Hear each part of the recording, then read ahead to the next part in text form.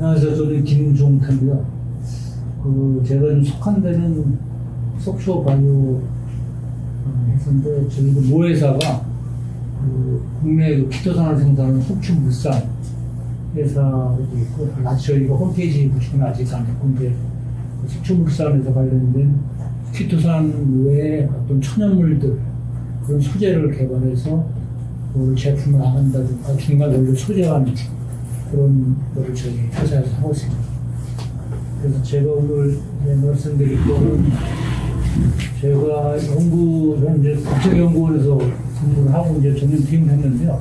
그간에 주로 이제 해왔던 폴리페놀 천연물을 원료로 한 폴리페놀에 관련된 그런 연구를 쭉 해와서 그런 관련된 자료가 있어서 원장님도 저한테 요청하셔서 이런 데를 정리했고, 이 자료가 굉장히 많지만 후반부는 참고 자료로 하시라고 제가 미국에서의 미국 USDA 자료를 첨부했고, 그래서 중간중간에 이제 자료들은 다 보시면 잘 아시는 사항이고, 전반적으로 총정리 개념으로 자료를 제가 준비를 했습니다. 그래서 진행을 하면서 중간에 크게 중요하지 않은 상황 그냥 시간상 스킵하는 걸로 하겠습니다. 그래서 여기서 제목에다 보신 바와 같이 폴리페놀 종류가 있는데 아마 잘 아실 거예요. 폴리페놀은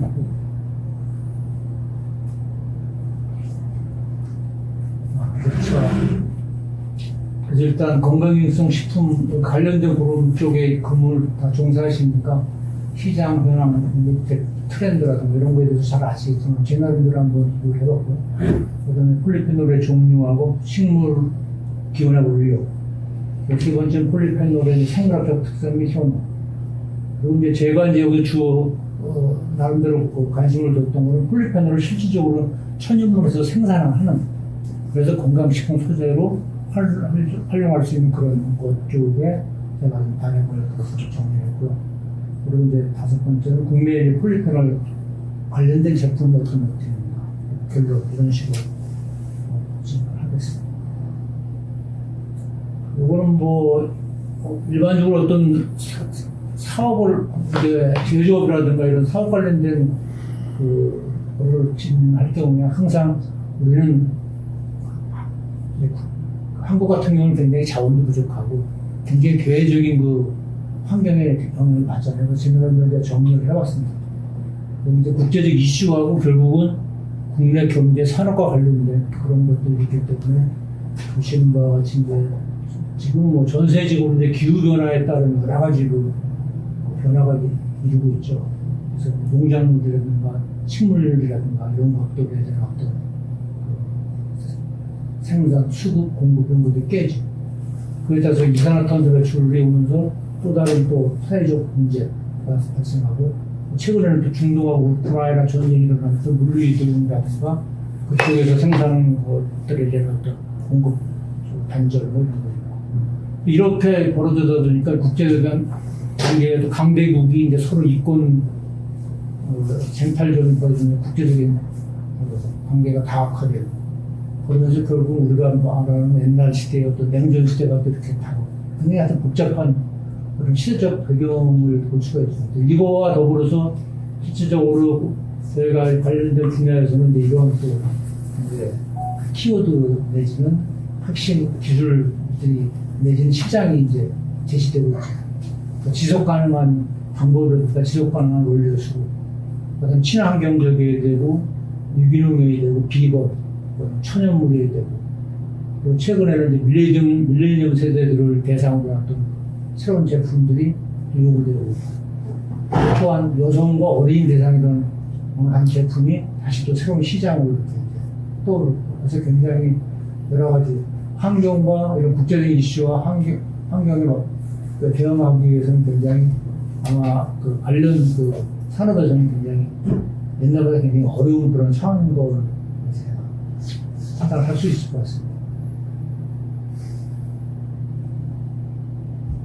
그래서 요거는 다른데 조사 자료를 제가 인용한 건데요. 지금 이제 건강식품에 대한 정의를 보면은 옛날에는 천연이고 올가닉 그런 걸 많이 했는데, 최근에 이제 트렌드가 보시면 신선함이라든가 당이 적다든가, 그 다음에 이제 1000년 정도 되는 것도 있지만, 단백질 소스로서 굉장히 적합한다. 이런 쪽으로 이제 어떤 강조가 되고 있고, 옛날에 이제 저희가 몇 년 전에 최근에 이제 굉장히 관심을 뒀던 유기농, 그 다음에 홀그레인, 그 다음에 저칼로리 이런 것들은 이제 늘 관심이 많아요. 그래서 이제 새로운 어떤 건강식품에 대한 어떤 이런 정의가 나름대로 이렇게 좀 바뀌고 있지 않냐 하는 거 이제 푸드 인포메이션에서 데이터가 되겠습니다.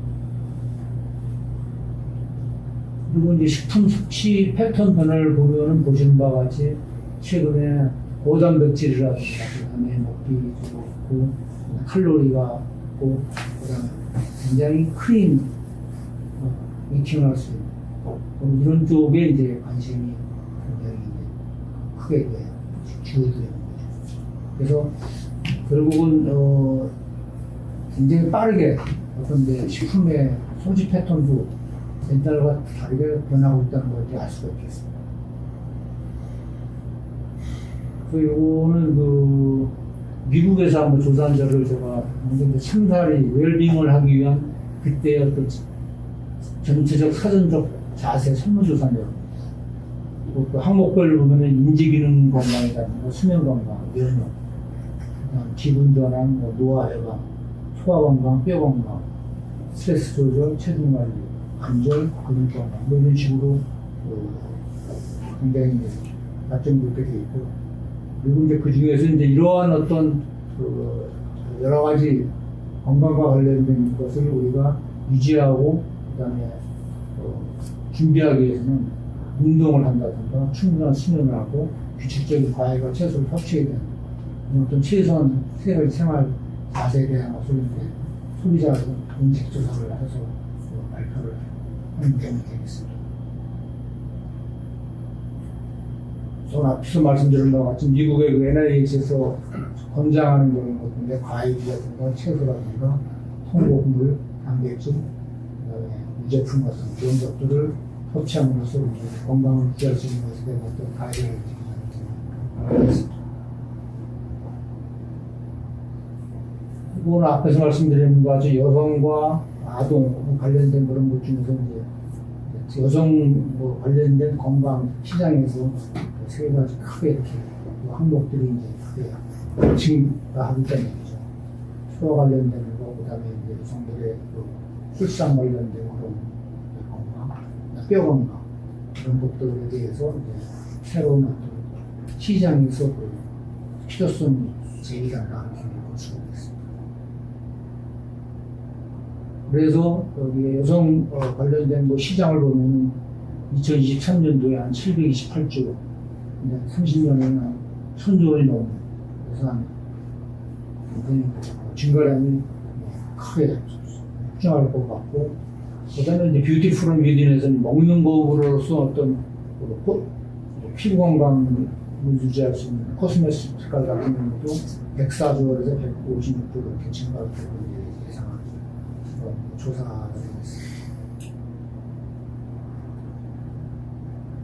그래서 제가 이제 오늘 폴리페놀 관련된 주제 관련된 그거 관련된 원료라든가 소재 그런 거에 대한 최근에 이제 보고서 자료를 한번 리뷰를 해봤는데요. 최근에 이제 코코아라든가 초콜릿 같은 경우 이런 것들이 이제 생산 부족이 돼서 2023년도에는 가격이 굉장히 높게 형성되면서 공급도 좀 불안정한 것 같아요. 그다음에 커피 같은 경우도 흉작으로, 브라질 같은 경우에는 흉작으로서 가격이 지속적으로 증가되고 그렇다는 게 있고, 천연 카페인 같은 경우도 그래도 카페인 업체 공급선 유저가 있는 한 이건 안정성 유지하는 거고, 중세 지방산 같은 경우는 이제 낮은 가격을 현재까지 큰 문제 없이 유지로 나갔고, 해바라기 레스틴 같은 경우는 가격이 안정되고 제품 쉽게 구입할 수 있습니다. 히알루론산 같은 경우도 유럽이나 미국에서 본격적으로 아마 사용량이 증가되면서 이제 아마 공급에 차질이 있을 것 같은 그런 보고는 있습니다. 그래서 폴리페놀은 잘 아시는 바와 같이 사실 식물이 이제 성장하면서 어떤 극한 상황에서 온도라든가 비, 주변의 물리적, 화학적 그런 제가 공격으로 표시하는데 식물에 대해서 어떤 저해작용을 하는 그럴 때 자기가 방어하기 위해서 자기 몸 식물체 내에서 자기 방어 물질을 분비하죠. 그게 이제 생물체 축적됨으로써 그게 생활성 물질로 작용하는데 그 중에서 폴리페놀이 그 중에 대표적인 파이토케미칼이 되겠죠. 그래서 주로 이제 페놀산하고 플라보노이드로 되겠죠. 요거와 관련된 게 그 파이토케미칼 같은 경우에 저희 나라 같은 경우 보면 옛날에 인삼 같은 경우는 저 아래 금산이라는 게 이런 데서 재배된 것들이 진세노사이드 함량이 굉장히 높고 그래서 많이 선호하는데 지금 최근에는 강화도 경기도 북부 지방에서 나는 그 인삼들이 굉장히 진세노사이드 함량이 높다든가 이렇게 해서 선호되고 있고 판매라는 그쪽에서도 많이 되고 있습니다. 이거는 이제 보시는 바와 같이 경기도 지역 같은 경우는 아직은 인삼 같은 경우 재배할 당시에 그 기온의 차이라든가 이런 것들이 저 남부 지역하고는 확연히 틀리기 때문에 그때 이제 어떤 자기 생명성 물질을 피해자들을 많이 내면서 인삼이 옛날에 금산에서 보였던 그런 인삼을 거금가는 걸로 경기도 강화도 동두천 그다음에 양평 그런 쪽에 이제 인삼들이 진세노사이드 함량이 많이 갖는 그런 걸로 이제 시장 변화가 바뀌었죠. 그래서 그 안에 어떤 식물체 내에서 어떤 자기 방어 물질을 최대한 대로 아주 극악한 상황일 때는 굉장히 많이 이제 분비함으로써 그 축적하게 크게 되는 거죠. 그래서 아마 강원도 같은 경우도 보면은 요즘 인삼 같은 경우도 산삼, 장례삼 이런 것도 노지에 그냥 야산에 뿌려넣어서 거기서 자라는 것들만 채취해서 거기서 인삼 채취하고 그거를 통째로 소비한다든가 그 중에 특정 진세노사이드를 추출해서 굉장히 고가에 파는 그런 것들이 이제 최근에 한약재 시장이라든가 그런 데서 이렇게 얘기가 되고 있더라고요. 그래서 잘 아시는 것 같은데 플라보노이드는 이제 반영적기와 페놀기가 수와 위치에 따라서 다양한 생명성을 제공하게 되죠. 거기다 후반부에 한번 간단한 또 방향적 구조에 따라서 모두 말씀을 드리겠습니다.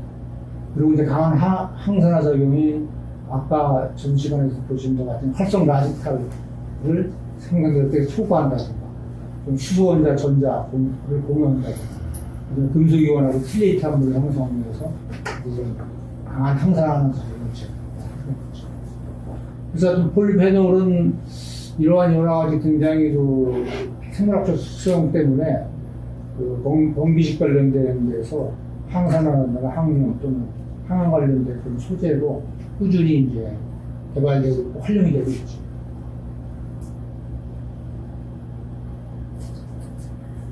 이거 뭐든지 굉장히 복잡하죠. 제가 봐도 굉장히 복잡한데 그래서 폴리페놀을 분류하는데 이제 폴리페놀하고 비폴리페놀을 볼 수가 있죠.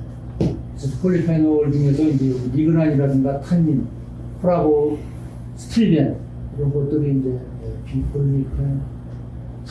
플라보노이드 분류할 수 있고 이제 플라보노이드하고 페놀릭 애시드가 저희가 관심을 많이 그런 것이 되겠고 플라보노이드는 여기서 또 보시는 바와 같이 구조에 따라서 플라보놀, 플라본, 플라바놀, 아이소플라보노이드, 그 다음에 안토시아니스, 프로안토시아니스 이렇게 다양하게 구분되고 있습니다. 그리고 이제 페놀릭 애시드 같은 경우는 여기서 하이드록시 스나믹 애시드하고 하이드록시 벤조릭 애시드 이렇게 되죠. 굉장히 복잡하지만 관심이 있는 그런 플라보노이드 쪽에서 들어가셔서 살펴보시 그거에 원료가 될 수 있는 그런 과일이라든가 채소 그런 것들을 항상 이렇게 보시면 도움이 되실 것 같습니다. 이제 폴리페놀을 함유한 여러 다양한 과실, 과일, 그 다음에 채소 이런 것들이 되죠. 그래서 요거는 이제 폴리페놀을 실질적으로 우리가 섭취를 했을 때 장에서 어떤 대사를 거치고 대사물로 흡수하는가 하는 그런 거를 간략히 제가 정리했는데요. 소화기관에서 일단 들어가게 되는 플라보이드는 크게 이제 자체 내 그 고농도로 이제 주화물로 체내에서 이제 섭취가 되면서 어떤 여기서 제가 표현하는 북부 효과, 로컬 이펙트라든가 시스템 효과적으로 작용을 하고 장내 미생물하고 작용을 해서 얘네들은 미생물의 어떤 변화를 주죠. 그래서 미생물 전들은 다양적 화물이라든가 페놀사, 기타 대사물을 형성시켜서 이쪽 시스템 효과에 어떻게 신체에 흡수된 그런 쪽으로 이제 작용을 하고, 또 조직 내 이제 플라보인 대사물도 혈액 내에 침투되면서 같이 시스템 효과를 발휘해서 실제적으로 체내에서 어떤 효능을 발휘하는 그런 거를 이루는 간략한 경로 과정을 그림으로 나타내는 것입니다. 그래서 요 앞에서 말씀드린 바와 같이 국부 효과와 시스템 효과 같은 경우는, 국부 효과 같은 경우는 이제 지방 산화를 촉진시키고 지질 단백질 산화를 떨어뜨리고, 그리고 이럴 때 이제 소화효소 효소 활성을 굉장히 떨어뜨리죠. 그리고 미생물의 다양한 미생물 다양성을 높여주면서, 그때 이제 일부는 프로바이오틱스 선택적 효과, 프로바이오틱스는 잘 아신 것 같이 프리바이오틱스, 프로바이오틱스 미생물이 이거를 먹이로 해서 프로바이오틱스가 더 성장하게 되는 거죠. 그래서 프로바이오틱스의 선택적 효과를 높여주고, 이제 유해 미생물 종들은 떨어뜨려주고, 그리고 이제 시스템 효과적인 점에서 포도당 전달 단백질을 높여주고, 그때 이제 내피 기능 장애를 떨궈주고, 산화 스트레스도 떨궈주고, 그 일련의 지질 단백질 분해 요소는 또 높여주겠죠. 그래서 글루코스가 전달체가 흡수가 되면서 지방 재생성이 떨어지는 그런 것에 이제 패스를 설명을 하고 있습니다. 그래서 요 위에서 연결 내용한 바가 폴리펜을 섭취했을 때 실제 우리가 노화 과정에 폴리페놀을 섭취함으로써 이거를 우리가 개선시킨다든가 그런 거에 대한 그림이 되겠죠. 그래서 단대 지방산 함량이 떨어지게 되고, 여기서 우리가 말하는 유해균들, 그런 균들이 증가되게 되는데, 폴리페놀 섭취를 하고 나서 단세 지방산 함량이 증가되면서 빕소박테리움, 락토바실러스라든가 이런 체내 유해 미생물 윤종이 증가한다. 거기에 따른 여러 가지 또 이런 인자들도 같이 감소하는 걸 알 수가 있죠. 그래서 앞에 큰 그림에서 보여드렸던 것 같이 이제 플라보노이드하고 비플라보노이드 그 부분에서 비플라보노이드는 쿠마린 같은 경우, 무린과 필트가 대표적인 것이고, 그 중에 이제 페놀사는 블랙베리라든가 커피 비네이, 그래서 하이드록시 벤조성하고 하이드록시 신나원산 이런 것들은 대표적으로 되겠습니다. 그리고 이제 세부적인 거에 구성되는 것들은 갈산이라든가 일라그산, 페놀리산, 시납산 이런 것들입니다. 굉장히 보면 다 이런 방향적 고리를 주체로 한 그런 고리를 갖는 것을 알 수 있겠어요. 다시 위그난도 아까 말씀하신 아마시가 대표적인 거죠. 거기에 있는 린시드,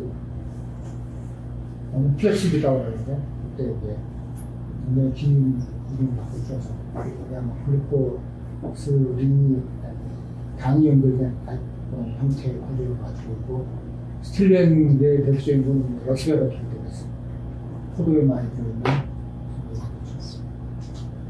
그리고 이제 플라보노이드 같은 경우는 플라보놀, 풍접초라든가 샤프린, 그런 시금치에 들어있는 플라보는 셀러시드나 페퍼민트 이런 거가, 아이소플라보는 보통 콩에 있는 콩가루라든가 발효시킨 소위 된장이라든가 또는 소위 템페, 콩을 라이조포스와 올고스포러스 계열의 미생물을 이용해서 발효시키는 거. 이런 거는 이제 인도네시아에서 주로 전통적인 발효 식품계죠. 이런 것들이 아이소프라고 그다음에 플라 반원 같은 경우는 이제 건조 페퍼민트라든가 건조 멕시칸 오레 반원 같은 것을 쓰입니다. 안토시아닌은 이제 블랙베리라든가 블랙 초코베리, 그리고 플라 반원은 코코아라든가 다크 초콜릿 같은 경우에 이렇게 많이 합니다. 구조도 굉장히 복잡하죠. 이제 탄닌 같은 경우는 이제 가수분해성하고 용죽성이 있는데 대표적인 게 수막 플루트 같은 경우 굉장히 복잡한 구조가 있고, 옆에 있는 프로안토시아닌 같은 경우 복잡한 구조가 되어 있습니다.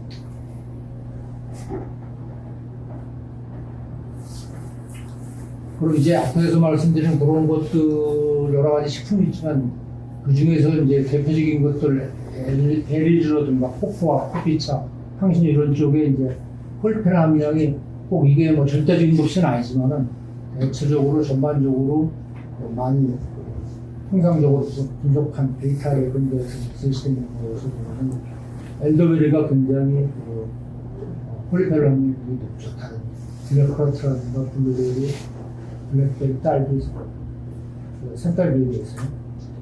그리고 뭐 다크 초콜릿 같은 경우는 밀크 초콜릿에 비해서 굉장히 많은 양을 함량하고 있는 걸 알 수 있습니다. 그리고 이제 우리가 즐겨 마시는 이제 커피 같은 경우도 여가 커피 같은 경우는 이거 14도입니다. 홍차는 100, 녹차는 80에서 100. 향신료 중에는 정향 같은 경우가 굉장히 높은 폴리페놀 함량을 가지고 있습니다. 정향 같은 경우는 이러한 이유 때문에 아마 굉장히 건기식 수제 내지는 화장품 쪽에서 항산화를 내지는 다른 항산화 내지는 항균 관련된 그런 쪽에 어떤 효능을 발휘해서 이걸 원래는 많이 쓰고 있는 걸 많이 있습니다. 팔각 같은 거, 커리 분말 같은 거. 너트 종류 같은 경우는 보시는 바와 같이 이제 아마씨는 아까 말씀드린 바와 같이 1,500 정도. 밤에도 굉장히 많더라고요. 헤이즐넛이라든가 피나든가 아몬드 같은 경우는 400 정도. 그리고 이제 적포도주 같은 경우는 100 정도. 로제와인 10, 100% 10. 그래서 적포도 같은 포도주가 굉장히 폴리페놀 함량에서 굉장히 많은 것을 알 수가 있습니다. 그리고 올리브도 블랙 올리브하고 푸른 올리브 이렇게 되는데 엑스트라 버진 올리브 같은 경우는 굉장히 작죠. 그런 것도 있고, 검은 콩이라든가 흰 콩 같은 경우는 한 50, 50. 채소 같은 경우에 이제 아티초코라든가 적치커리, 붉은 양파, 초록치커리 이런 것들이 되게 역시 콩을 원료로 한 거에서는 대두분 자체는 처음에 이제 많이 함량되는데 가공 중에 많이 이제 손실 될 수가 있죠. 그래서 이것도 같은 경우 두부라든가 귤 같은 경우가 떨어지고. 생태 같은 경우는 그래도 다른 거에 비해서 그 함량 같은 걸 수가 있습니다.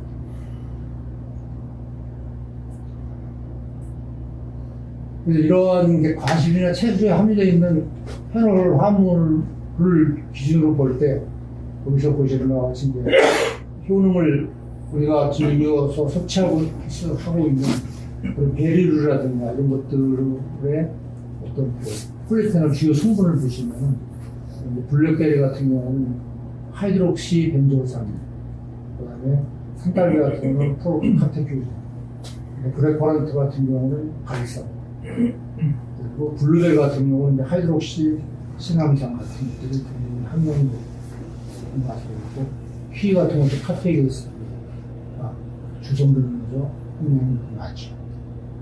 체리 같은 경우 콜로레산, 그리고 가지 같은 경우는 이제 페룰 그리고 이제 블랙베리 같은 경우에 시아니딘 같은 경우는 2,000에서 3,000 미리그램 퍼그램으로 굉장히 많이 들어갈 수가 있어요. 그래서 베리라든가 블랙커런트 이런 것들에 폴리페놀 함량이 많이 들어갔습니다.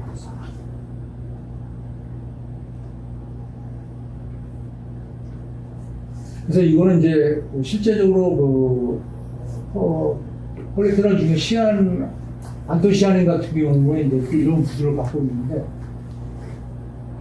이게 이제 실제적으로 비대당체, 당이 붙지 않고 당이 붙은 대당체 두 가지가 여기 각각의 퐁셔널 기에 결합이 되어 있는 것에 따라서 여기 보시는 바와 같이 종주가 시아니딘이라든가 델치니딘, 말리딘, 피오네딘, 페투니딘 이렇게 바뀌게 되고, 그래서 아론 같은 경우에 글루코스가 붙은 글루코사이드 여기에 붙어 있고, R2가 OH가 여기 OH가 붙어 있고, RCH가 붙어 있고, 그때 이제 시아니딘이 나와요. 이런 구조에 따라서 실제적으로 제공하는 생리 활성이라는 게 다 틀려지겠죠.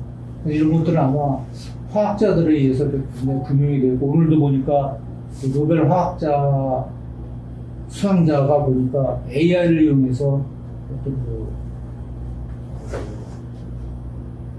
구조를 밝히고 이런 거에 대한 수상을 받더라고요. 근데 그거 보면은 아마 앞으로도 폴리페놀 같은 경우도 이런 구조를 AI 데이터에 의해서, AI에 의해서 새롭게 구조를 갖는 그런 거를 만들게 되면은 보다 현재까지 접근하는 것보다 더 쉽게 새로운 어떤 신물질을 얻을 수 있는 그런 방법이 될 것 같은 생각이 들더라고요.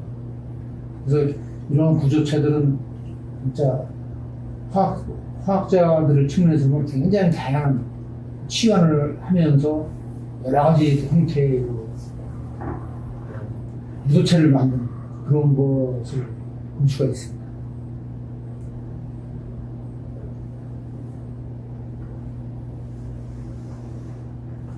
무슨 앞에서 말씀드린 어떤 것 중에 이제 가장 대표적인 것들의 어떤 효능을 여기서 간단히 이제 나타낸 것입니다. 그래서 독차에 들어있는 에피갈로크라틴 같은 경우는 이제 항산화, 항암, 심장병에 이런 것을 들어갔습니다.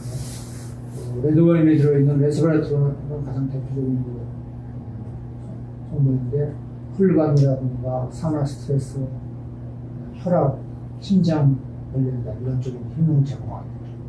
근데 레드와인의 또 포세틴 같은 경우도 혈관 내피 분포라든가 항산성 있고, 그다음에 프로시아니딘, 그다음에 올리고 프로시아니딘 같은 경우도 이제 그리고 피크노제놀하고 같이 동료 그리고 있는데 항산화를 제공하고, 프로안토니시안 같은 경우도 감기 같은 경우 혈압 강화 이런 걸 제공합니다. 그래서 각 폴리페놀의 대개 성분들이 어떤 원료에 들어있느냐에 따라서 아까 효능을 제공하는 것들이 달리 좀 구분할 수가 있겠죠.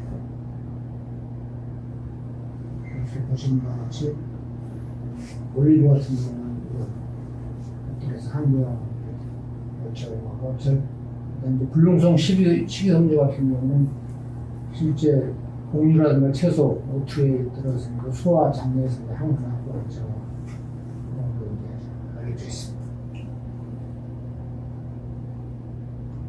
그래서 이제 페놀을 실제적으로 이제 어떤 제품이라든가 식품으로 활용하기 위해서 일부 분무건조 제품을 이제 실제 제공해서 제품이 만들어졌다는 이유가 상품에서 팔리고 있습니다. 그래서 거기에 보면 분무건조 과일 분말에 이제 실제적으로 효소 작용 억제라든가 이제 이걸 인비트로적으로 이제 보는 것인데, 보시는 바와 같이 이 알도스고 루독스테이스는 이제 말토스라든가 해서 당류로 전이되는, 그래서 글루코스까지 가는 그런 단계에 작용을 억제해주는 것이고, 이걸 섭취함으로써 체내에서 그랬을 때 인히비션 효과가 블루베리라든가 랩스베리, 크랜베리 같은 경우는 굉장히 큰 것을 알 수가 있죠. 거의 90%, 80%, 70%. 그리고 그때 이제 안톤시아닌 함량 같은 경우를 보시면 블루베리가 기호구체로 있고 웨이프라든가 웹스가 나와 있는 거죠. 그래서 분건조한 제품이라도 실질적으로 나중에 체내에서 작용을 하는 것을 이제 발견한 필요가 나옵니다. 일반적으로 분무건조를 하게 되면 이제 잘 아시겠지만 분무건조 같은 경우는 순간 온도가 130, 150에서 가운데이기 때문에 많은 폴리페놀 같은 경우는 파괴되죠. 그런 파괴가 되지만은 실질적으로 나중에 인비트로적인 방법으로 효능을 측정했을 때 유지가 된다는 걸 알 수가 있겠습니다. 그래서 이런 건 이제 사람 혈장 내의 주요 카로티노이드 농도를 나타내는 것이죠. 그리고 체내로 없는 혈장 내에서 라이코펜 함량의 경량이 높게 나와있죠. 알파 같은 경우는 바타 카로틴도 있고, 그래서 이런 것들. 그래서 일부 우리가 건기식을 통해서 체내에 이런 카로티노이드 성분이 있지만은 시기적으로 어떤 조건에 따라서는 모자르기 때문에 적당히 채워져 주는 그런 목적에서 이제 건기식을 섭취하게 됩니다.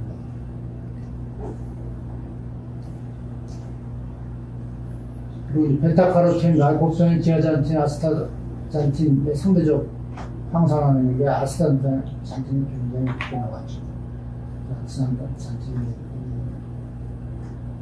아스타잔틴이 들어있는 알제라든가 이런 것들이 이제 새로운 신규 소재로 이제 개발되는 이유가 그런 원인일 수도 있겠습니다. 이거는 과일과차 폴리페놀의 세포 실험하고 동물 실험인데, 이제 보신 바와 같이 화합물, 주로 이제 페놀 중에 그런 주요 성분들을 해서 어떤 타겟을 잡고 어떤 형태로 동물 실험을 해내는 그런 결과인데, 이런 것들은 이제 참고로 한번 보시면 되겠습니다. 마우스 실험을 하는데, 레트 실험을 한다든가, 휴먼 실험을 한다든가, 여러 가지 실험을 하는 걸 인지가 되겠습니다. 그래서 결국은 어떤 이런 폴리페놀에서 화합물들이 결국은 이러한 타겟을 물질을 상대로 실험을 했을 경우에 효능을 발휘한다는 그런 결과를 보여준 것이죠. 그리고 또 차폴리페놀, 과일의 차폴리페놀에 대한 것들이 보시는 것 같이 이러한 성분들이 이런 타겟을 모습했을 때 세포 형태라든가 동물 실험을 통해서 효과를 제공하는 그런 것들이 내용이 되겠습니다. 이거는 이제 EGCG하고 CG의 대표적인 이제 녹차에 들어있는 성분하고 CG 같은 거 프로제닉에서도 콜페이도 많이 들어있죠. 그런 것들이 실제 항산화 효과 제공을 하는 예상 작용 기제와 같은 것입니다. 보신 바와 같이 어떤 대상 내지는 우리 DNA를 파괴한다든가 그런 것 관련된 인자들을 줄여주면서 궁극적으로는 나중에 항염증을 제거하고 프레모센티니스를 맞춰주고 그래서 실제 암 세포 성장이라든가 그런 것들을 낮춰주는 그런 거에 대한 작용 기작을 나타내는 것입니다. 그리고 EGCG와 이제 CJ 프로제닉 애시드가 활성산소에서 항산화 관련 효과를 이것도 보시는 바와 같이 ROS가 처음에 증가되면서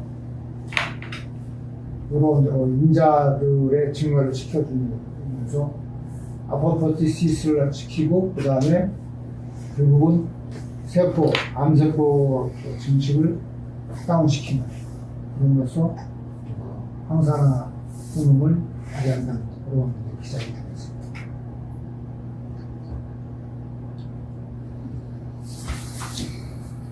그래서 이거는 이제 당뇨병에 대한 어떤 커피와 관련된 기능 성분이 이제 정의를 한 건데요. 커피 같은 경우는 이제 당뇨병 역전 관계에 이제 효과를 작용한다. 그다음에 신체에 항산력을 주는 거고, 포도당 내성 현상을 한다는 게 있고, 디카페인 커피 같은 경우는 장에서 이제 포도당 흡수를 지연시키거나, 그다음에 글루카곤라이트 펩타이드고 인슐린 분비를 촉진하거나 혈당 조절에 관한 호르몬이죠. 그거를 이제 증진시키는 그런 것들이 효과가 있고, 그다음에 카페인 같은 경우는 이제 당뇨병 위험도 증가라든가 혈당 저장률 감소.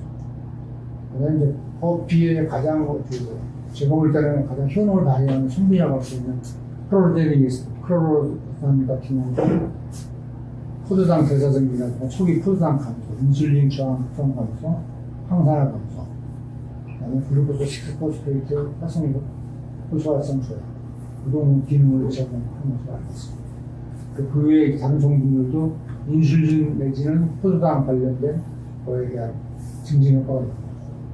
그래서 이런 것들이 있지만 또 일부 여기서 보게 되면은 이제 그거는 장기간 커피 섭취를 했을 때 심장병 위험을 증가시킨다, 좀 감소시킨다는 그런 연구 결과가 상반되게 보고됐더라고요. 근데 여기서 보면 이 결과에서는 이제 커피가 결국은 장기간 섭취했을 때 심장병 보고에 재근해가 효과가 없다. 뭐 다른 데에서는 있다 했는데 그런 상반된 결과를 위해서 아마 이것들은 각각의 연구 그룹에서 연구의 방법이라든가 뭐 그런 것에 따라서 차이가 있을 수가 있는 것 같아요. 근데 커피는 일반적으로 긍정적인 측면에서 우리 생체 대사 폴리페놀 작용 기작에 의해서 몸에 좋은 걸로 알려져 있는데 가끔 이런 상반된 연구 결과를 제시하는 데 있어서 관심이 있어서 자료를 수여를 했습니다.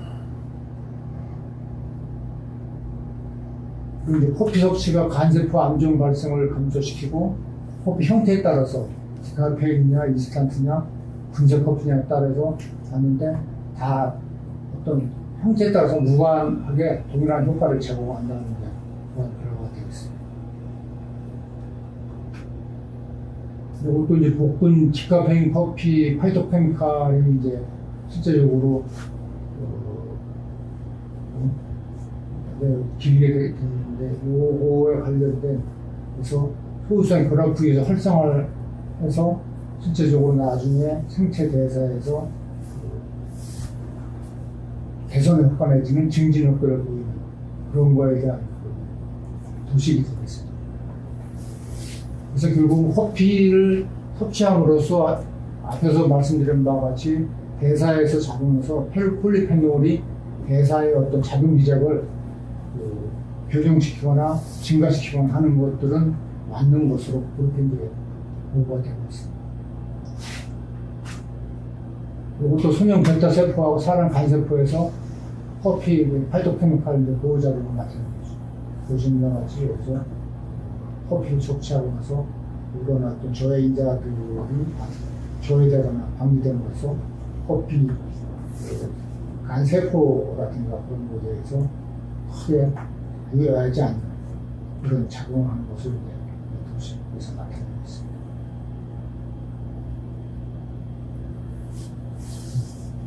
그래서 이제 대표적인 이제 올리고놀은 이제 저분자 폴리페놀을 좀 복합물이죠.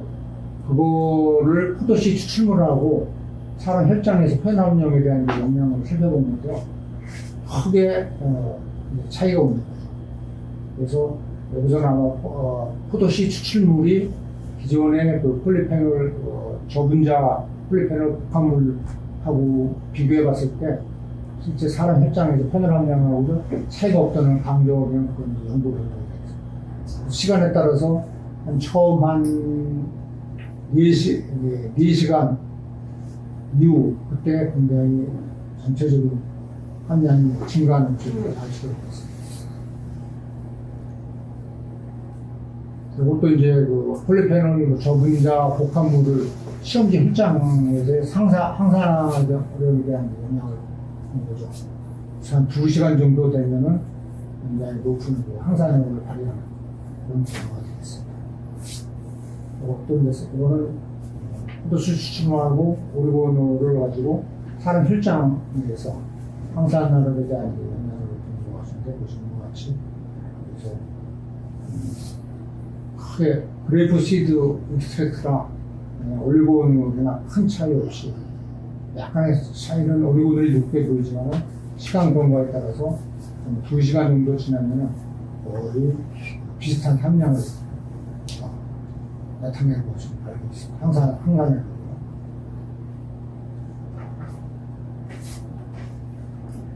이거는 이제 일반적으로 탄수화물을 섭취했을 때 대표적인 게 이제 탄수화물을 이루고 있는데 전분이 이제 체내에 흡수되면서 소화가 되면서 당으로 변하면서 그때 이제 당 함량이 체내에서 증가되는 그런 그 경로를 여기서 이제 나타내는데 그때 폴리페놀을 섭취했을 때 그 당이 포도당으로 변해서 당에서 섭취되는 것을 조절할 수 있다는 그런 거에 대한 어떤 도식이 되겠습니다. 그래서 일반적으로 이제 전분 상태, 탄수화물 상태를 섭취하게 되면은 이때 이제 폴리페놀 먹고 나서 폴리페놀이 저희가 임의적으로 섭취하게 되면은 이때 이제 폴리페놀이 전분하고 결합을 하면서 폴리페놀이 알파 아미레이즈, 그러니까 탄수화물의 전분을 끊어내는 그 효소를 작용을 이제 저해한다는 얘기죠. 그 작용하는 거는 어느 정도 저해하면서 그 전분이 말토 올리고당으로 잘리는 거를 방해해 줍니다. 그럼 아무래도 포도당까지 가지 않고 실제 소화가 되지 않는 그런 당 정도로만 전이가 돼서 흡수되게 한다는 거죠. 그리고 아밀레이즈에서 그 다음에